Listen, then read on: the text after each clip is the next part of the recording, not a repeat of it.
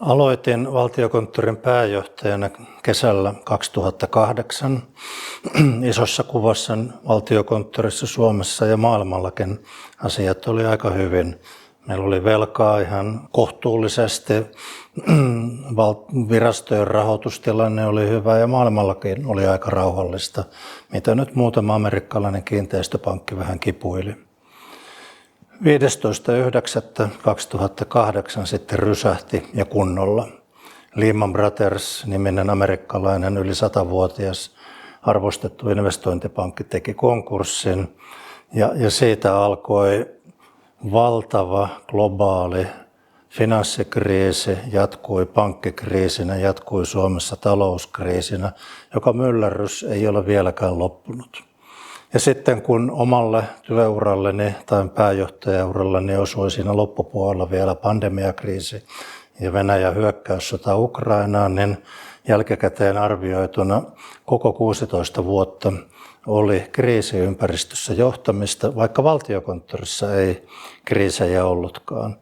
Meillä oli talous tiukalla, valtio joutui tekemään valtavia tuottavuussäästötoimenpiteitä ja sitten samaan aikaan oli digitalisaatiokehitys kovasti menossa, eli samaan aikaan piti säästää ja piti kehittää. Miltä maailma nyt näyttää, niin itse asiassa aika samanlaiselta. Kriiseistä ei ole pulaa valitettavasti nytkään, ne on vähän erilaisia, ne on ehkä jopa huolestuttavampia ja ihan samalla tavalla. Jos meidän talous ei tästä lähde nousuun, niin edessä on tiukkaa valtion taloutta, tiukkaa säästämistä ja kehittämistä, eikä digitalisaatio ole myöskään valmis. Ehkä termit on vaihtuneet tekoälyyn ja kvantteihin, mutta sama tahti jatkuu. Eli uskallan sanoa, että tälläkin hetkellä ihan samanlainen myllerryksen ilmapiiri on olemassa ja siinä mielessä vaatii samanlaista tiukkaa periksi antamatonta asennoitumisesta tähän Valtiokonttorin toimintaan. Eri ympäristö, mutta samantyyppisiä haasteita. Mä sain Jukalta aikanaan johdettavaksi Valtiokonttorin, josta oli kehittynyt hyvin merkittävä korkean osaamisprofiilin konsernitoimija, tietynlainen valtion kehitysyhtiö. Ja ilman Jukan aikana tehtyä kehitystyötä esimerkiksi valtion velanhallinnan prosesseissa ja osaamistason nostossa me emme olisi koskaan selvinneet näistä äsken kerrotuista finanssikriisin haasteista. Ja ilman Jukan aikana tehtyä ICT-orientaation luomista Valtiokonttoriin emme olisi minun aikana voineet toimia koko valtion digitalisaatiokehityksen johtajana ollenkaan sillä tavalla, kun toimimme, emmekä olisi saaneet maaliin isoja esimerkiksi talous- ja henkilöstöhallinnon valtavia kehityshankkeita. Eli osaaminen on ollut aina Valtiokonttorin A ja O, ja se on se kivijalka, jonka varassa jatkossakin pitää toimia.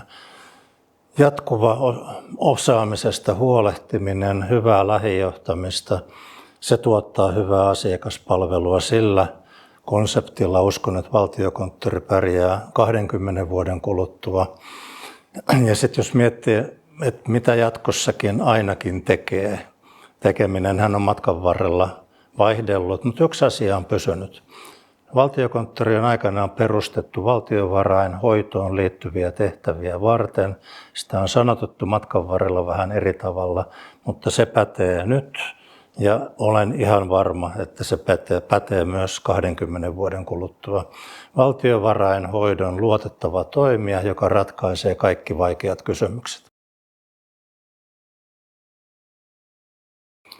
Kun tulin nuorena miehenä nimitetyksi silloisen vakuutusyhtiö Pohjolan koko konsernin henkilöstön kehittämispäälliköksi, niin eräs kilpailijayhtiön paljon minua vanhempi kollega kutsui kylään ja siinä lounasta syödessämme niin hän totesi, että hän antaa Timo sinulle yhden neuvon, kun olet finanssialalla ja sinut on nimitetty koulutuspäälliköksi.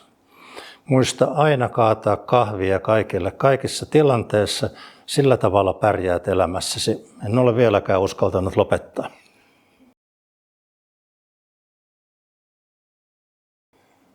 Mä olin tammikuussa katsomassa Kansallisteatterissa Väinön Linnan Täällä Pohjantähden alla näytelmää, loistava näytelmä, ja orientoitumisen takia päätin joulunpyhinä lukea koko kirjasarjan 1000 sivua.